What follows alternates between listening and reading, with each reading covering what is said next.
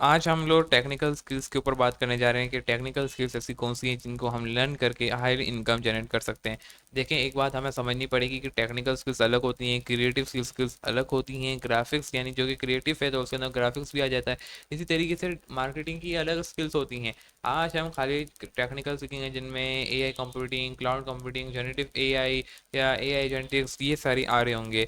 तो स्टार्ट करते हैं। सबसे पहला जो आता है, क्योंकि लोग पूछते हैं यदि हाई डिमांड बताएं वही सीखें, तो देखें उसके अंदर जो सबसे पहला आता है जेनेटिक्स AI के ऊपर आता है, जिसका नाम AI जेनेटिक्स सही है। आपको जेन AI की स्किल्स होनी चाहिए, प्रॉम्प्ट इंजीनियरिंग अच्छी आनी चाहिए।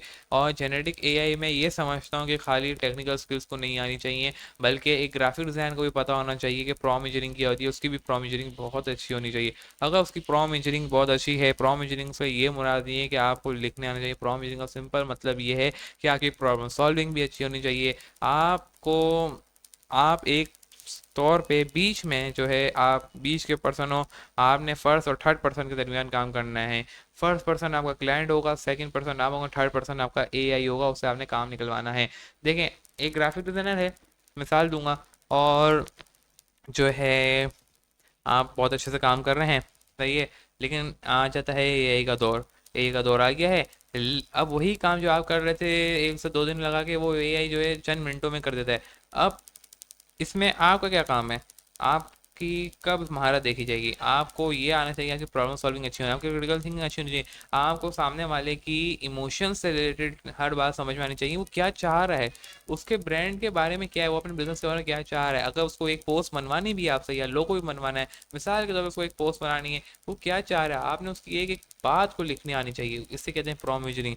जब आपने उसकी एक बात को समझ लिया अच्छे से, आपने उसके ऊपर पूरी इंजीनियरिंग कर ली, आपने पहले उसे ग्रैब करके निकलवा लेना है, देन आपने उसको इंजीनियरिंग करनी है, आपने प्रॉम्प्ट इंजीनियरिंग करना है, सोचना होगा कि वो क्या चाह रहा था। अगर वो चाह रहा है तो क्यों कह रहा है, आपको ये मालूम चाहिए उसकी उस इमोशंस क्या थी। क्या वो ये सही कह रहा है कि अपने बिजनेस के बारे में इसको ये इंट्रोड्यूस करवाना चाहिए, क्या उसकी उस वक्त डिज़ायर सही थी?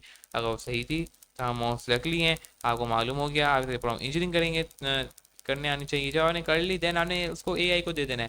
फिर AI जो आपने बहुत ही अच्छी प्रॉम्प्ट इंजीनियरिंग की होगी, उसके मुताबिक आपको पूरी एक डिज़ाइन तैयार करके दे देगा। आप उससे बोलेंगे मेरे को PSD फाइल में दे, PSD फाइल में दे देगा। अगर आप बोलेंगे कि मेरे को इसमें हर एक पार्ट्स को अलग करके देना है लेयर्स में, तो वो ये भी करके दे देगा। AI इतना एडवांस हो चुका है। आप बोलेंगे मुझे एडोबी इलस्ट्रेटर के फाइल दे दो, वो उस फाइल भी देने को तैयार है। वो बस बोलेगा मेरे को नाम तो, अगर बोलेंगे उसके अंदर जो जो आपने डिजाइन किए हुए, आपने जो मेरे को पूरी एक पोस्ट बना के दी है, AI को जब बोलोगे तो उसको बोलना कि मेरे को एक एक पार्ट को जो खोल खोल के दे। ऐसा नहीं हो कि मुझे पूरा पूरा दे रहा हो। तो उसको आपने क्या करना है, खोल खोल के उसको बोलना कि मेरे को दे, हर एक लेयर को ओपन होनी चाहिए, हर एक पार्ट ओपन होना चाहिए। देन वो क्या करेगा कि अलग अलग आपको पूरी करके देगा, और आप जो है उसके अंदर कुछ एडिटिंग भी करनी होगी खुद से, वो भी कर सकोगे, और आपका काम इजीली हो जाएगा। तो आपको जेनरेटिव AI सीखना होगा। ये खाली टेक्निकल यानी प्रोग्रामर पैथन वाले नहीं सीखते, इसके अंदर कोई कोडिंग वोडिंग नहीं है भाई। कोई इतनी बड़ी मैं ऐसा नहीं बोला कि प्रोग्रामर कोडर आप बन जाएं।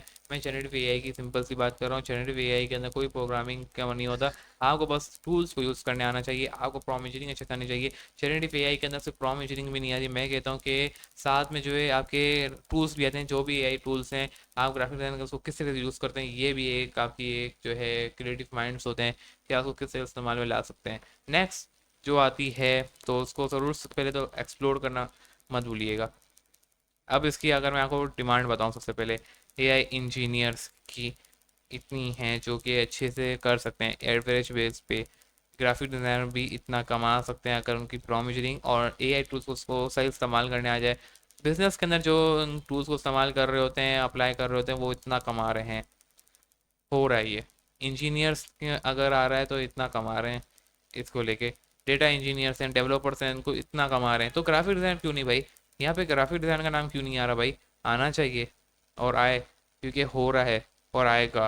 और अगर आप दूसरे एक्सप्लोर करें, ये तो मैं कोर्सेरा के अंदर आया हूँ, तो वो टेक्निकल स्किल्स के मुताबिक ही बता रहा है। ग्राफिक डिज़ाइन की मैंने एक वीडियो बनाई हुई है, उसके अंदर आप जाके देखें तो वहाँ पे भी उसने एवरेज पे बताया हुआ है, और आप खुद भी विजिट कर सकते हैं अगर हम नहीं दिखा रहे तो। डेटा एनालिसिस, आप डेटा एनालिसिस करने आना चाहिए आपको। एक्सेल जो है बच्चों वाला नहीं, जो थ्री क्लास वाला एक्सेल है, वो आजकल जो है 9-10 के अंदर सिखाया जा रहा है। तो आपने जो है 9-10 वाला एक्सेल यूज़ करने नहीं आना, आपने एक्सेल को जो है एडवांस लेवल, आपको एसक्यूएल्स मालूम होना चाहिए, अगर आपको क्रेडिंग सिस्टम चाहिए, आपको हर चीज़ मालूम होनी चाहिए, थोड़ी बहुत पाइथन की नॉलेज होनी चाहिए डेटा एनालिसिस के अंदर। और पाइथन मैं समझता हूँ ग्राफिक डिजाइनर हर किसी को आनी चाहिए, भले वो प्रोग्रामर ना बने, लेकिन थोड़ी बहुत नॉलेज पाइथन के बारे में होनी चाहिए, क्योंकि आने वाला दौर कुछ ऐसा है कि ग्राफिक डिज़ाइन के अंदर आपको मिनटों में काम करके देना होगा तो ही आपकी वैल्यू रहेगी, वरना नहीं। अब इसके अंदर क्यों ऐसा मैं बोल रहा हूँ, क्योंकि ना आपको एक बहुत सारा डेटा आएगा। अगर आप इन्फोग्राफिक्स कर रहे हैं, जो ग्राफिक डिज़ाइनर हैं वो हमारी एक और वीडियो मैंने रिकॉर्ड की हुई है, तो उसके ऊपर क्या रिकॉर्ड की हुई, ग्राफिक डिज़ाइनर है। तो ग्राफिक डिज़ाइनर क्या है कि अगर वो इन्फोग्राफिक्स के अंदर कैटेगरी जा रहे हैं तो उनके लिए क्या है, वो पाइथन ज़रूर सीखें थोड़ी बहुत। क्यों, अगर उनके पास इतना बड़ा डेटा आ रहा है, वो इन्फोग्राफिक्स कर रहे हैं, वो इन्फो कर रहे हैं, डेटा को वर्चुअलाइज कर रहे हैं, स्केचुअल बना रहे हैं, उसको पूरा एक जो है पैटर्न बना के डिज़ाइनिंग कर रहे हैं, तो उससे पहले क्या है, मैं समझता हूँ कि उनको पाइथन के बारे में मालूम हो तो वो क्या है, जितना भी डेटा इन्होंने कलेक्ट किया होगा ना क्लाइंट से या कस्टमर से, ब्रांड से, तो वो क्या है डायरेक्ट पाइथन को दे दे। सही है, पाइथन क्या करेगा, वो आपको बना के दे देगा, देन आप उसको अप्लाई कर दो अपने डिज़ाइंस पे, तो आपको लिखने का टाइम भी बचेगा, आपकी बहुत सारी जो है मेहनत बच सकती है। तो ये थोड़ा एडवांस टूल है, तो ज़रूर सीखें पाइथन को, अच्छे से थोड़ा बहुत सीखना ज़रूरी है। नेक्स्ट आता है आपके पास डेटा वर्चुअलाइजेशन, ये भी आपको मालूमात होनी चाहिए। सही है, डेटा वर्चुअलाइजेशन के अंदर हम पूरी बात कर चुके हैं, इससे पहले वीडियो बन चुकी है, उस पर आप जाके देख सकते हैं, बहुत डिमांड है।